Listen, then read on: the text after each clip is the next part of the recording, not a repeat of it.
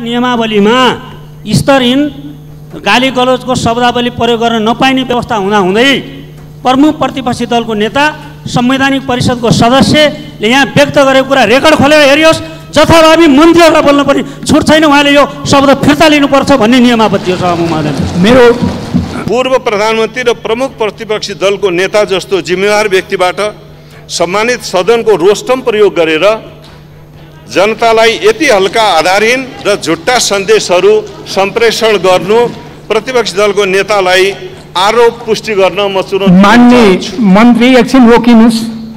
तपाईको नियमापत्ति के हो? जनताको हितमा गरिने हरेक सत्कार। मान्य मन्त्रीजी एकछिन रोकिनुस्। तपाईको नियमापत्ति के हो? नियमावलीमा स्तरहीन गाली गलौजको शब्दावली प्रयोग गर्न नपाइने व्यवस्था हुँदाहुँदै प्रमुख प्रतिपक्षी दलको नेता संवैधानिक परिषदको सदस्यले यहाँ व्यक्त गरेको कुरा रेकर्ड खोलेर हेरियोस्। जथाभावी मन्त्रीहरूलाई बोल्न पनि छुट छैन। उहाँले यो शब्द फिर्ता लिनुपर्छ भन्ने नियमावली हो सभामुख महोदय। मेरो मैले सुनेँ। तपाईँ बस्नुस्। मन्त्री सभा महोदय, जनताको हितमा गरिने हरेक सत्कार्यमा कमिसन मात्र देखिने दुर्नियत देख्दा र अभिव्यक्ति सुन्दा साउनको महिनामा दृष्टि गुमाएको गोरुले सधैँ हरियो मात्र देख्छ भन्ने उखानलाई स्मरण गराउँछ। आफू प्रधानमन्त्री हुँदा कमिसन नै कमिसनको चासनीमा रमाइरहेको अवस्थामा सत्ता गुमाउनु पुगेकाले कमिसन बाहेक के नै देख्न सक्न र सोच्न सक्दछ भन्ने कुरालाई स्मरण गराउँछ। यस टिप्पणीले पूर्व प्रधानमन्त्री र दलकै नेताकै व्यक्तित्व र गरिमालाई कति क्षति पुर्याएको छ स्वयं बुझ्ने विषय हो। सत्ता गुमाएको कुण्ठा र रोदन कम गर्न पनि के हो मान्य सदस्यहरू? एकछिन रोकिनुस्। के हो मान्य सदस्यहरू?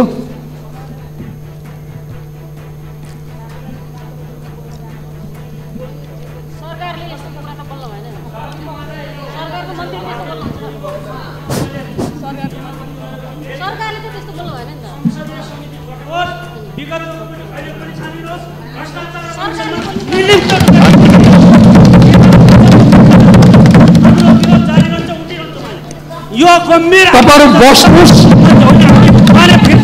मेरो ध्यान आकर्षण भएको छ। बस्नुस् मन्त्रीजी, अगाडि जानुहोस्। हामी विरोध गरिरहन्छौँ।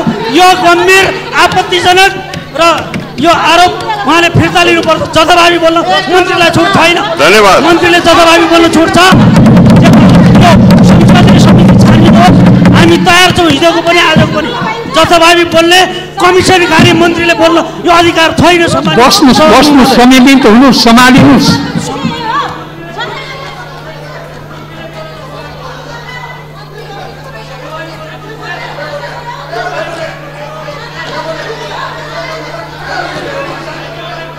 मान्य सदस्यहरू सम्हालिनुहोस्, बस्नुहोस्। एकजनाले बोल्नुहोस्। विशाल भट्टराई। सम्माननीय सभामुख महोदय, आज विशेष समय लिएर एकजनाले बोल्नुहोस्। विशेष समय लिएर माननीय मन्त्रीज्यूले जे जस्ता भाषा यहाँ प्रयोग गर्नुभयो, हामी विगतमा संसदमा केही समय नेकपा एमाले संसदमा आफ्नो विरोध जनाइरहेको थियो। विरोध जनाइरहेका बखतमा धेरै माननीयहरूले हामीलाई भन्नुभयो कि नेकपा एमालेको अवरोधका कारणले संसदको गरिमा घट्यो, संसदमा जनताका आवाजहरू उठाउन पाइएन, त्यसकारण संसद चलाउनु पर्छ भनेर धेरैले आग्रह गर्नुभयो। हामीले आफ्ना मागहरू धेरै यहाँहरूको बिचमा बाहिर सार्वजनिक रूपमा र यहाँ पनि राख्यौँ, तर ती पुरा नहुँदै पनि हामीले संसदको गरिमा बचाउन र हाम्रा आवाजहरूलाई केही समय थाती राखेर भए पनि यो संसद चलाउँ, संसदको गरिमा बढाउँ भनेर भन्यौँ। तर आज स्वयं माननीय मन्त्री रोस्टममा गएर प्रमुख प्रतिपक्षी दलको नेतामाथि गम्भीर खालका आक्षेपहरू लगाउँदै एउटा सडकमा पनि बोल्न नमिल्ने भाषा यहाँ प्रयोग गरेर अप्रमाणित कुरा गरेर मन्त्रीको आफै गरिमा मात्रै घटाउनु भएको छैन, यो संसदको पनि गरिमा घटाउने काम गर्नुभएको छ। र म आग्रह गर्न चाहन्छु, नेकपा एमाले भनेको यो देशको सबभन्दा ठुलो पार्टी, संसदको सबभन्दा ठुलो पार्टी, प्रमुख प्रतिपक्षी दलका प्रमुख नेतालाई, संसदीय दलको नेतालाई, पूर्व प्रधानमन्त्रीलाई जुन किसिमको आरोप लगाएर उहाँले यहाँ बोल्नु भएको छ ती शब्दहरू यो रेकर्डबाट नहटाइकन नेकपा एमाले यसबाट पछाडि हट्न सक्दैन। हामी सभामुखज्यूलाई आग्रह गर्न चाहन्छु, अगाडि बोल्ने मान्यज्यूले पनि भनिसक्नु भएको छ, ती शब्दहरू फिर्ता लिनुपर्छ, रेकर्डबाट हटिनुपर्छ, अनि मात्र यो सदन अगाडि बढ्न सक्छ। जथाभावी बोल्ने थलो होइन, यो संसद भनेको जनताका आवाजहरू बोल्ने थलो हो। यहाँ एकले अर्कालाई अनावश्यक आरोप लगाउने ठाउँ होइन। त्यसो भएको हुनाले यो संसदले उहाँले जुन आरोप लगाउनु भएको छ छानबिन एउटा समिति निर्माण गरौँ, समितिले जे ठहर गर्छ त्यो नेकपा एमाले हाम्रो दल स्वीकार गर्न तयार छ। अन्यथा जे पायो त्यही बोलेर मन्त्रीले आफ्नो गरिमा घटाउने र मन्त्रीले आफ्नो इज्जतलाई दाउमा राखेर संसदको रोस्टममा जथाभावी मनपरी शब्द प्रयोग गर्न पाइँदैन। सभामुखज्यूले यी शब्दहरूलाई हेरेर रेकर्डबाट हटाइयोस् र संसदीय छानबिन समिति गठन होस् भनेर म माग गर्न चाहन्छु। धन्यवाद। मान्य मन्त्रीजी आफ्नो भनाइ बाँकी छ भने राख्न सक्नुहुन्छ।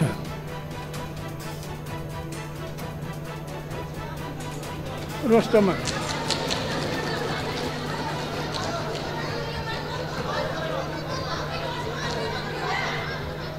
मान्य सदस्यहरू तपाईँले भनिसक्नु भएको छ, ती कुराहरू हेरेर विचार गरेर गर्ने भन्नुभएको छ।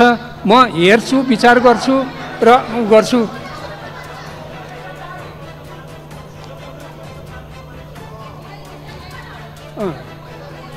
एकछिन पर्खनुहोस् है मान्य मन्त्रीजी, एकछिन पर्खनुहोस्। भन्नुहोस्। खास गरिकन माननीय मन्त्रीज्यूले जे कुरा भन्नुभएको छ त्यसमा नेकपा एमाले संसदीय दल के कुरामा प्रश्न छ भने विगतको र अहिलेको 1 गते र 9 गते जबकि 15 दिनमा मूल्य समायोजन हुन्छ, जानकार नभएका मन्त्रीले जथाभावी बोलेर संवैधानिक परिषदको सदस्य प्रमुख प्रतिपक्षी दलको नेतालाई अप्रमाणित जुन आरोप लगाउनु भएको छ, असंसदीय आरोप लगाउनु भएको छ असंसदीय भाषामा, त्यो कुराको चुनौतीका साथ हामी भन्छौँ विगत र अहिलेसम्मको मूल्य समायोजनको निम्ति यो संसदीय समिति छानबिन गरेर कठघरामा मन्त्रीलाई पनि उठाओस्। हामी छानबिनमा तयार छौँ, हाम्रो बारेमा पनि छानबिन हुन हामी तयार छौँ। मन्त्रीजी तयार हो कि होइन? सम्मानीय सभामुख, यो कुरा चाहियो। एक अर्को कुरा, माननीय मन्त्रीज्यूले जो आपत्तिजनक शब्द प्रयोग गर्नुभएको छ उहाँले फिर्ता नलिन्जेलसम्म हामी यो हाउसमा अवरोधको रूपमा यो हामीले जो विरोध छ जारी रहन्छ। सम्मानीय सभामुख, विनम्रतापूर्वक हाम्रो आग्रह यहाँ भन्न चाहन्छौँ, उहाँले यी शब्द अप्रमाणित शब्द, असंसदीय शब्द, गाली गलोचका शब्द फिर्ता लिनै पर्छ। जबसम्म लिनुहुन्न हाम्रो विरोध जारी रहन्छ। सम्मानीय सभामुख, यो पनि म जानकारी गराउन चाहन्छु। विपक्षी दलका प्रमुख सचेतकले भन्नुभएको छ कि त्यो रेकर्ड हेरेर विचार गरेर उचित निर्णय लिनका लागि मैले त्यसको लागि रुलिङ गरिसकेको छु र मेरो ध्यान आकर्षण भएको छ र अब मान्य मन्त्रीलाई नि ध्यान आकर्षण गराउँछु, आफ्नो भनाइ राख्नका लागि गर्छु। तपाईँहरू बस्नुहोस्। सम्मानीय सभा महोदय, मैले आफ्ना विषयहरू राखिसकेको छु र एउटा विषय उहाँले हाम्रो माननीय एकजना बोल्नलाई समय दिइसकेको छु, एकजनाले बोलिसक्नु भएको छ। उहाँले बोलेकै अनुसार प्रमुख सचेतकले भनेअनुसार त्यो रेकर्ड हेरेर विचार गरेर उचित एकजना बोल्नुहोस्। एकजना म क्लियर गर्छु। मान्य मन्त्रीजीको नि मैले ध्यान आकर्षण गराइसकेपछि तपाईँहरूले माग गर्नुभएको छ त मन्त्रीजीको भनाइ के हो भनेर। मन्त्रीजीको भनाइ त सुन्नु पर्यो नि। सम्मानित सभा महोदय, मलाई अनुमति पाएको हो। अगाडि बढोस् बैठक। सुन्नुहोस्, एकछिन सुन्नुहोस्। तपाईँहरूले आफैले माग गरेको मन्त्रीजीको भनाइ के हो भनेर चाहिँ भन्नुभएको छ भने मन्त्रीजीले आफ्नो भनाइ राख्न पाउनु पर्यो नि।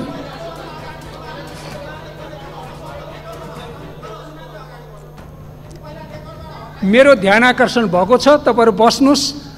तपाईँले भनेअनुसार नै तपाईँकै भनाइलाई मैले चाहिँ के भने माने र म त्यो रेकर्ड हेर्छु र विचार गरेर उचित निर्णय लिन्छु, निष्कर्षमा पुग्छु।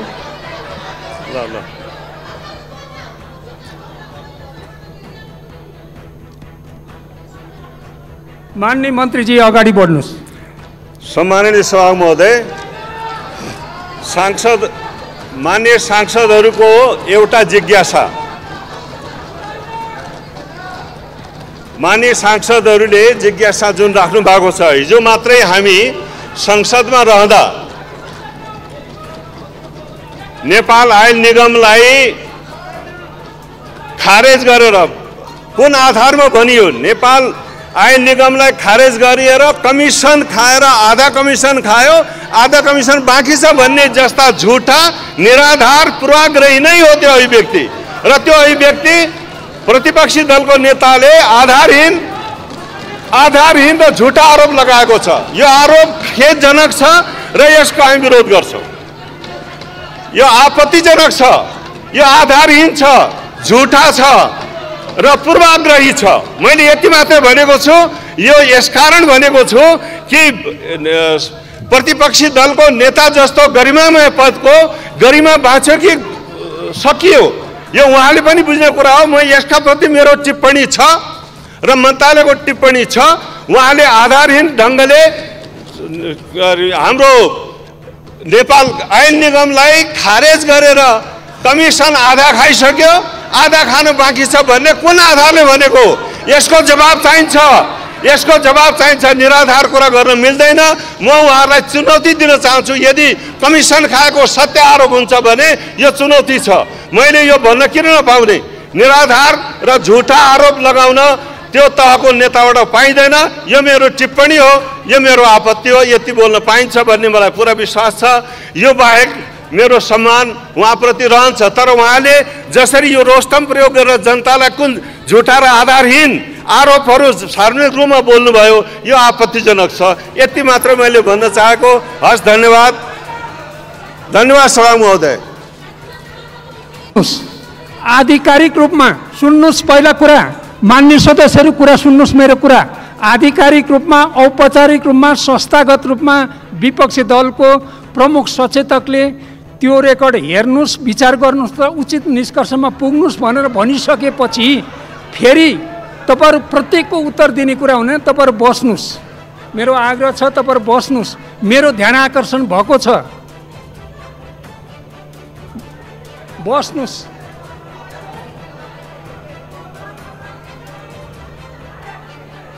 मैले आधार मान्ने प्रमुख सचेतकको कुरा हो, उहाँको अनुसार नै मैले चाहिँ मेरो ध्यान आकर्षण भएको कुरा गरिसकेको छु। तपाईहरु बस्नुहोस्।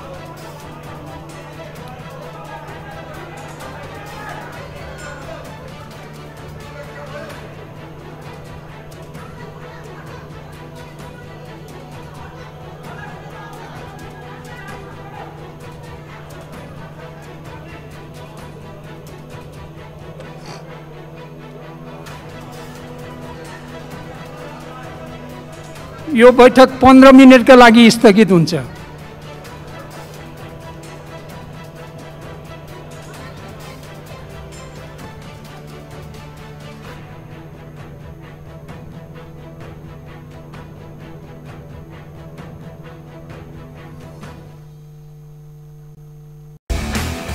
SML Isuzu, authorized distributor for Nepal, National Motors. उत्कृष्ट गहुँबाट तयार गरिएको ज्ञानचक्की आटा खेल दुगर समूहको उत्कृष्ट उत्पादन। जहाँ इच्छा त्यहाँ भाइनेट अब सबै कनेक्टेड। इलेक्ट्रा इलेक्ट्रिक प्रस्तुत गर्दछ एन्टिब्याक्टेरियल अमोर लाइफस्टाइल स्विचेस। नेपालमै पहिलो पटक समय सापेक्षित नयाँ युगका लागि नयाँ स्विचहरू। शुद्धता त अब बाबा सनफ्लावर ओइलको प्याकेटमै पाइन्छ। बाबा सनफ्लावर ओइल, शुद्धता यसमै भेटिन्छ।